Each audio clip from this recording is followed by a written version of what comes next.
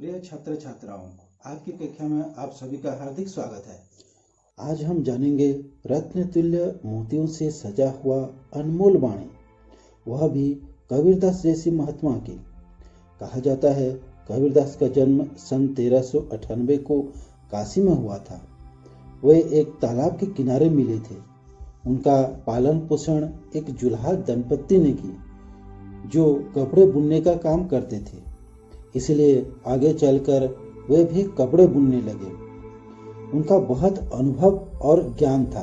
हालांकि वो ज़्यादा पढ़े लिखे नहीं थे, अपनी बुद्धि विवेक से काम लेते थे। बहुत बातों का ज्ञान था। सभी धर्मों को समान मानकर ईश्वर के निर्गुण निराकार रूप को वो मानते थे। उस समय में जाति पाति धर्म समाज ऊंच नीच में बहुत भेदभाव था, जो आपस में लड़ते झगड़ते थे। बाहरी आडंबर, अंधविश्वास, जाति भेद, मूर्ति पूजा आदि का विरोध करते थे, जो उस समय में चली आई थी। वे सत्य व्यवहार, सच्चीवाद, भाई भाई के भीतर स्नेह भाव, धार्मिक स्नेह शक्ति का प्रचार करते थे। उनका व्यक्तित्व बहुत सरल सीधा लेकिन बड़ा प्रभावशाली था। अब देखेंगे परीक्षा में आने वाला एक प्रश्न, वह है उनकी जो वाणियां है वह बीजक नाम की ग्रंथ पर संग्रहित है। उनकी भाषा खड़ी बोली है जो लोगों में बहुत प्रचलित है। उनके गुरु थे रामानंद स्वामी। अभी उनका अनमोल वाणी को समझेंगे जो दोहे के रूप में आया है।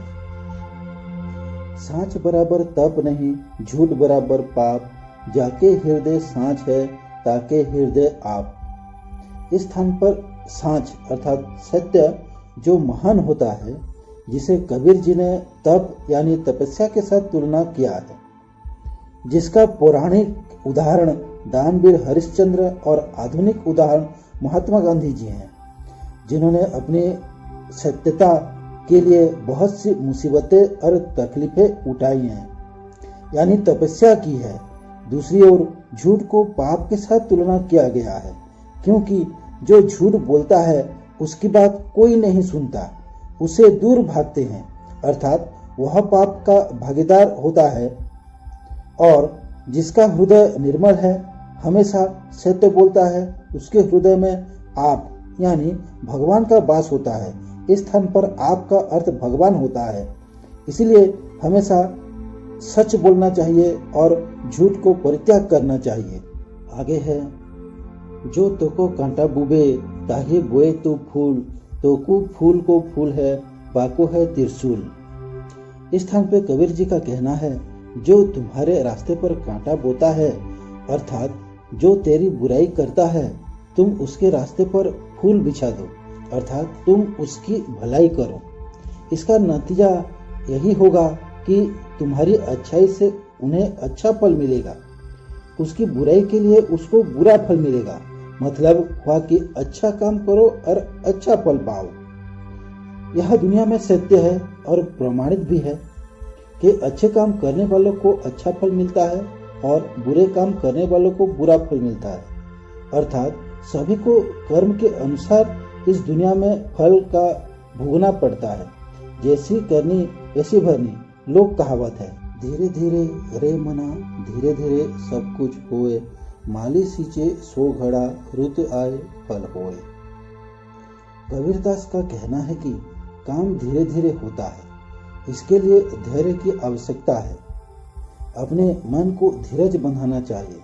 कोई भी काम को करने से हड़बड़ाहट करनी नहीं चाहिए। उतावलापन या हड़बड़ाहट करने से सारे कार्य बिगड़ जाते हैं। इसके लिए एक अच्छा सा उदाहरण देकर कबीर जी कहते हैं कि माली के 100 घड़ा पानी सींचने पर भी किसी भी पेड़ में समय से पहले जल्दी से फल नहीं लगाते हैं। इसलिए ऋतु की प्रतीक्षा करनी पड़ती है। समय आने पर ही या वक्त आने पर ही पेड़ में फल लगते हैं, उससे पहले नहीं लगते। इसीलिए हर कार्य को धीरे धीरे करनी चाहिए। वास्तव में कवि का कहना सर्वोचित है। प्रिय छात्र छात्राओं, आज की कक्षा में बस इतना ही। धन्यवाद।